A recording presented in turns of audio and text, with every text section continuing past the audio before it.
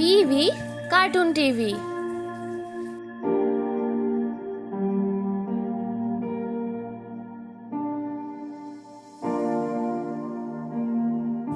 কৃষ্ণ ও রুক্মিণীর পুত্র পার্ট 3।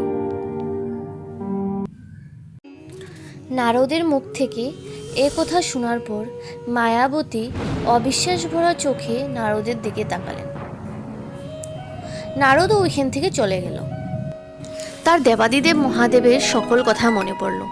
তিনি যে বলেছিলেন তোমার স্বামী কৃষ্ণের পুত্ররূপে জন্মগ্রহণ করবেন, সেই সময়ে তুমি শম্বর নামে এক অসুরের গৃহে পরিচালিকা রূপে বাস করবে, সেখানেই তোমার স্বামীর সাথে তোমার পুনর্মিলন হবে।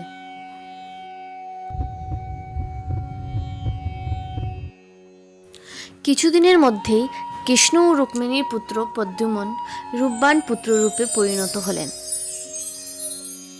তাকে দেখতে অবিকল কৃষ্ণের মতো। মায়াবতী তাকে খুবই ভালোবাসত। নিজের আচরণে বহুবার প্রদ্যুম্নকে নানাভাবে তিনি সেটা প্রকাশও করত। তা দেখে প্রদ্যুম্ন একদিন মায়াবতীকে জিজ্ঞাসা করলেন, মা, তুমি আমার সঙ্গে এরকম আচরণ করছো কেন? নারীর এই ব্যবহার শোভা যে পায় না। মায়াবতী ভাবল এই সে সময়, এবং মায়াবতী বললেন, প্রভু, আপনি আমার পুত্র নন, আপনি কৃষ্ণ ও রুক্মিণীর পুত্র।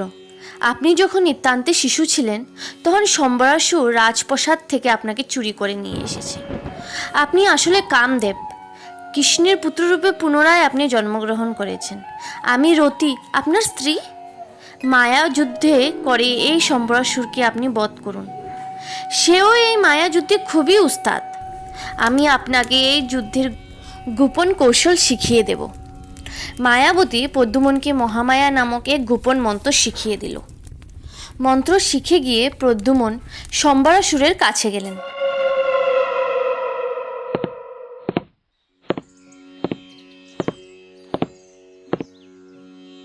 এবং নানা কুকথা বলে তাকে উত্তেজিত করতে লাগলেন। অপমান সহ করতে না পেরে সম্বর রেগে গিয়ে গদা নিয়ে প্রদ্যুম্নকে হত্যা করতে উদ্যত হলেন। কিন্তু প্রদ্যুম্ন নিজের গদা দিয়ে সেই আক্রমণ প্রতিহত করলেন।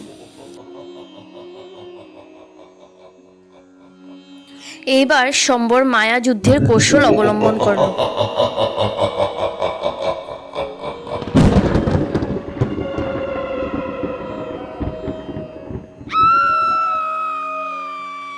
সে আকাশে অদৃশ্য হয়ে গেল এবং প্রদ্যুম্নকে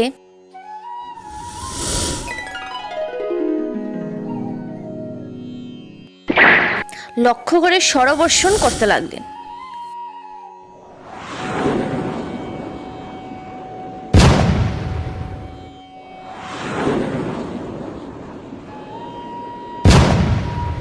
কিন্তু প্রদ্যুম্ন আগে থেকেই তৈরি ছিলেন।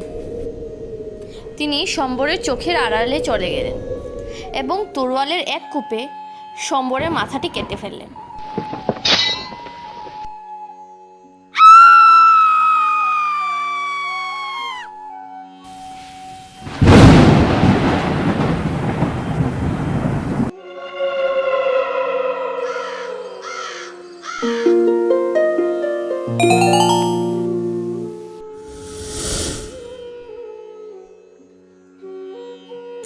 মায়াবতী আকাশে উড়িবার বিদ্যা জানত। সে প্রদ্যুম্নকে নিয়ে আকাশপথে উড়ে দ্বারিকায় যাওয়ার জন্য প্রস্থান করলেন। তারপর প্রদ্যুম্নকে নিয়ে কৃষ্ণের প্রসাদে হাজির হলো।